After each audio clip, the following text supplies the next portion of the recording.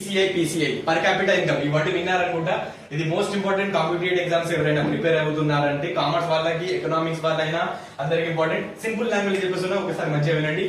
PCI అంటే just imagine ఒక ఇది చిన్న హౌస్ ఉంది, చిన్న ఫ్యామిలీ ఉంది. దీనిలో ఏంటంటే ఒక 4 మెంబర్స్ ఉన్నారు. Okay right.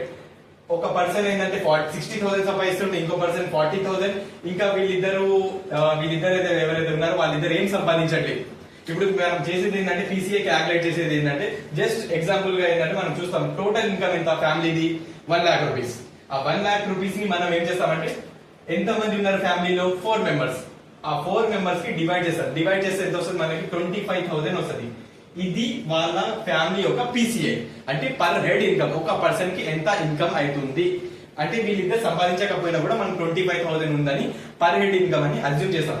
అలానే కంట్రీకి వచ్చినప్పుడు కూడా ఇదే మనం యూజ్ చేస్తాం. టోటల్ కంట్రీలో సంపాదించే ఇన్కమ్ ఎంత దాన్ని అంటారు నేషనల్ ఇన్కమ్. దాన్ని డివైడెడ్ బై టోటల్ పాపులేషన్, కంట్రీలో ఉన్న పాపులేషన్ ఎంత దాన్ని బట్టి మనం డివైడ్ చేస్తే ఇప్పుడున్న ట్రెండ్ ప్రకారం నియర్లీ ఇండియాకి 2026 లో PCI ఎంత ఉందంటే $3,051 ఉంది. తెలంగాణకి ఎంత వచ్చిందంటే Telangana PCI is 3.8 lakh rupees which comes top 5 states of our country. This is about PCI. Okay, మరి ఇంకా ఎక్కువ మీకు ఇన్ఫర్మేటివ్ వీడియోస్ కోసం ఈ ఛానల్ సబ్స్క్రైబ్ చేయండి. Thank you.